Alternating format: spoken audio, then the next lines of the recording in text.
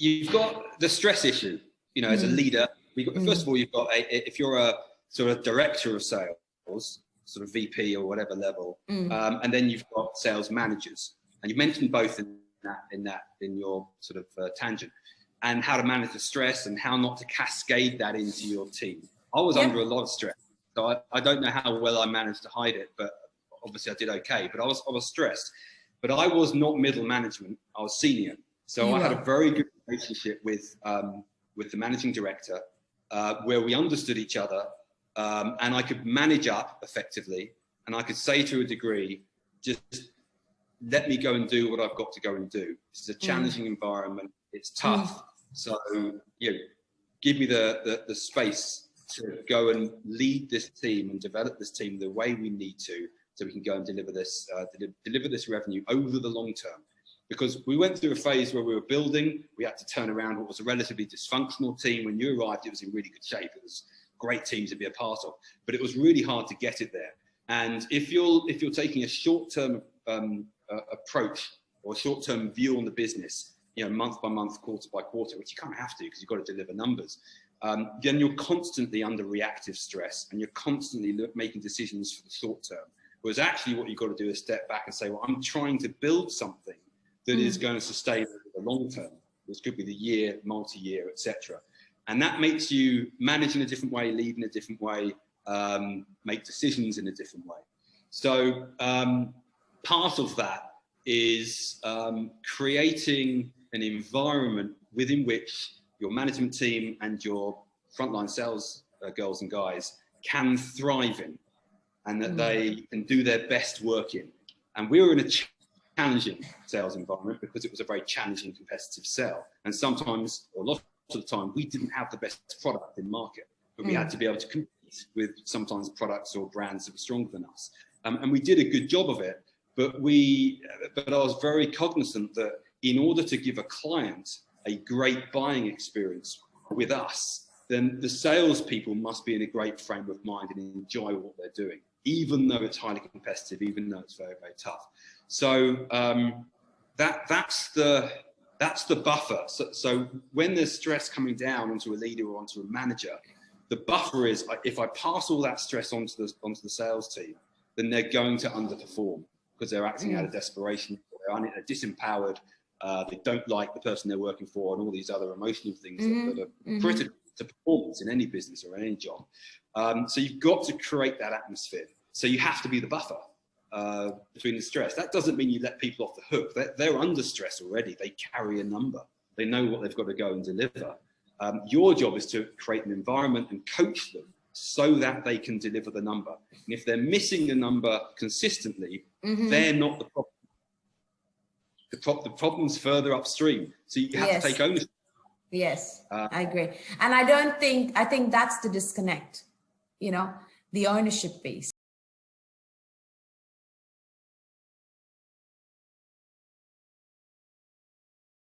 You talk about sales transformation in the last couple of years, and that's been a topic of research actually for SHL, because an increasing number of our clients are looking at that particular lever, if you like, for the post-COVID growth.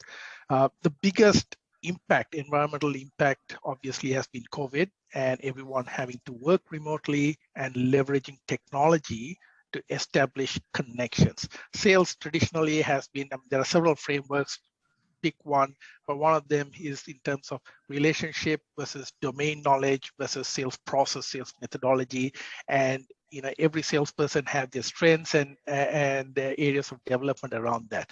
And if you talk about relationships and connecting, communicating, influencing, establishing rapport, the shift towards remote working and leveraging technology and the impact of that in the capability of the sales professional to do that, and the client buying behavior and the impact to them as well has shifted quite dramatically in the last 18 months to 2 years.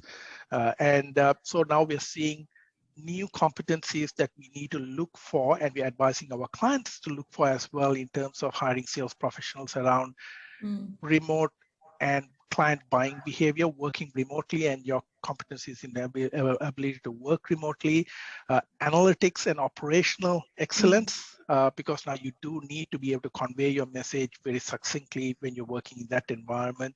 Ability to leverage digital and technology and other channels to enhance your sales capabilities.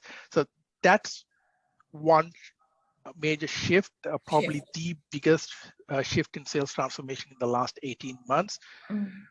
Prior to that, in the context of B2B selling, specifically, you've heard about the consultative sales methodologies, client's needs and client need diagnosis, and being driven from the client outward in, as opposed to an inward out of here's my product, or here's my capability, or here's my service, or here's my solution, and these are the problems you can solve. So rather than the solution going looking for a problem, the sales process itself and the sales professionals' capabilities have to shift towards understanding clients, their needs, diagnosing how it could be solved, and then seeing how you could fit your capabilities and solutions as a solution to the client need. So an outward in perspective in the process.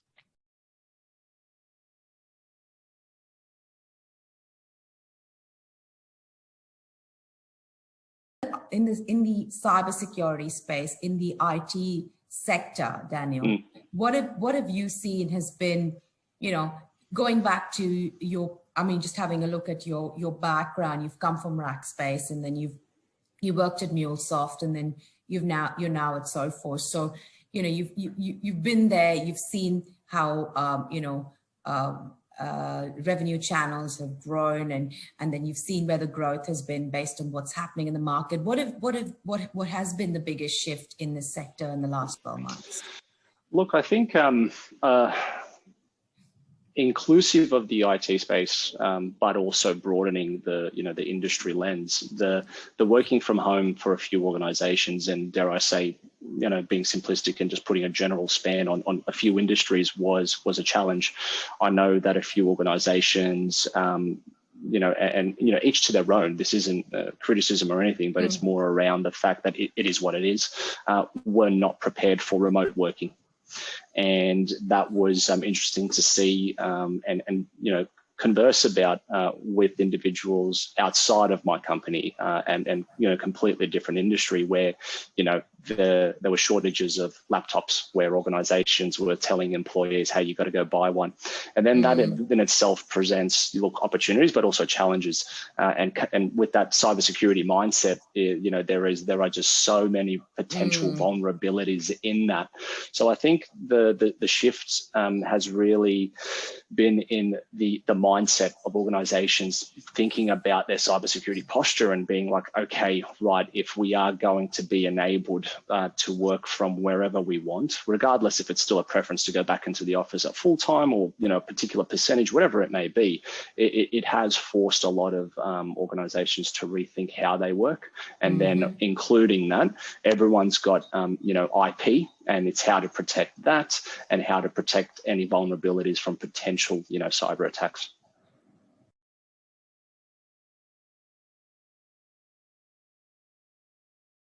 A huge shift in the 6 months, but your expertise on what you've been observing would be really, really valuable. Sure. Rena, happy to talk to that. So obviously, being in a university, our biggest sales target are our students. And it's also being an Australian university that has a certain reputation in the international market. We've got domestic students and we've got international students that we need to attract. But obviously, our sales team, our marketing departments can't do much if they don't have the data to help them do it. Now, one of the biggest challenges that most organizations will have is access to their own data. That's a big one. It's a tough one. Some places do it really well. Some places claim to do it really well, but most places do a pretty okay job about it. If you're a large organization like a university, right, you've got different data sets sitting different places. You've got your student data, you've got your staff data, you've got your research data, you've got everything. And not all of it sits in one space ready to be easily accessed. And even once accessed, it has to be put in a particular report or a format for someone to consume it. The biggest issue that most organizations will have, and if you tell me that you don't have this issue, then please give me a job, I'll come work for you, is getting it all together. So over the last 4 years, at least in the university sector, a lot of universities have been getting this act together. They've been collating all their data into either data warehouses or data lakes, and then they've been working with the business and working with their salespeople to see what is the best way to give you this data for you to look at your. It's all about the insights now, and especially in the last 1 year due to the COVID pandemic, a lot of the people really need access to really good and true insights, because now we're talking about potentially making or losing a customer base based on the data that is given to you. So you've got to do your level best to ensure that one is the data that you put into your systems is good, because obviously bad data in is bad data out.